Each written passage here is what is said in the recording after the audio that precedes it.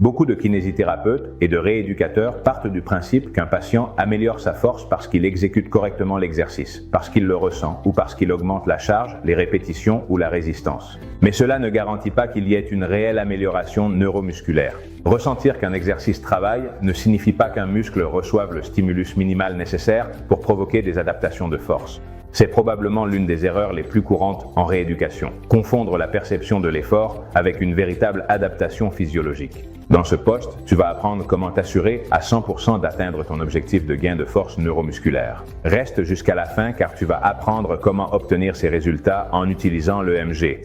Plus d'adaptation neuromusculaire dès la première semaine, un gain de force plus important en moins de temps, moins de séances nécessaires pour retrouver la fonctionnalité, des patients plus motivés car ils voient des données réelles et des progrès objectifs, ainsi que des traitements plus précis et mieux justifiés. Faire un exercice ne signifie pas activer suffisamment un muscle. Un patient peut exécuter correctement un exercice, voire se fatiguer, et pourtant ne pas activer suffisamment le muscle ciblé. Le processus se déroule généralement ainsi. Le patient réalise l'exercice, dit qu'il sent le muscle et tu supposes que la force s'améliore. Mais l'activation musculaire est en dessous du minimum nécessaire pour générer une adaptation dans le muscle. Lorsque l'activation n'est pas suffisante, il n'y a pas d'adaptation neuromusculaire. La force du muscle n'augmente pas et la rééducation s'allonge inutilement. Les 4 à 6 premières semaines ne génèrent que des adaptations neuromusculaires, mais seulement si le muscle reçoit le stimulus adéquat, car pendant les premières semaines d'un programme de renforcement, le muscle ne grossit pas, il recrute plutôt plus d'unités motrices, améliore la coordination intramusculaire et synchronise mieux son schéma d'activation. Ces adaptations ne se produisent que si un seuil minimal de stimulus est dépassé. Et la littérature indique que si un muscle n'atteint pas 40% de sa contraction volontaire maximale, ou CVM, il n'y a pas d'adaptation neuromusculaire significative. En d'autres termes, un exercice en dessous de 40% d'activation est insuffisant pour améliorer la force, même s'il semble être bien exécuté. Alors, comment savoir réellement si votre patient gagne en force ?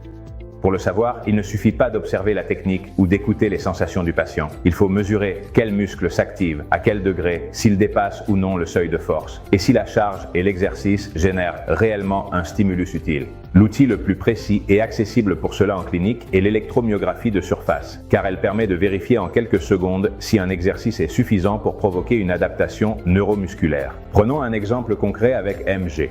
Le squat génère une activation suffisante. K1, squat avec 40 kg dans la vidéo, à première vue c'est un bon exercice, bonne technique, bonne vitesse et effort évident. Mais les données montrent autre chose. Le droit fémoral a 30% d'activation en dessous du seuil nécessaire. La conclusion est donc qu'il n'y a pas de stimulus suffisant et que le temps de récupération s'allonge. K2, squat avec barre à 80 kg. EMG. Le droit fémoral, activé à 52%, dépasse le seuil de 40% et la conclusion change complètement en cas de stimulation neuromusculaire. Des adaptations se produisent et la force s'améliore en moins de temps. Cette modification de la charge, validée par EMG, fait la différence entre un entraînement à l'aveugle et un entraînement précis. Quel est l'apport de l'EMG à l'évaluation du gain de force ? L'électromyographie te permet de savoir quel muscle s'active et d'éviter de supposer qu'un exercice travaille un muscle alors qu'en réalité, tu en actives un autre. Quantifier l'activation musculaire pour savoir exactement si tu dépasses le seuil nécessaire pour générer des adaptations. Valider si un exercice améliore la force afin de s'assurer que chaque répétition a un véritable objectif neuromusculaire et ajuster la charge de façon précise. Parce que tu passes du simple fait de voir le patient transpirer à savoir si le muscle réagit. Tu cesses de prescrire ce qui semble approprié et tu commences à prescrire ce qui est réellement efficace. Et maintenant, je te le demande. Veux-tu vraiment savoir si tes patients gagnent en force ? Nous pouvons t'aider à le mesurer.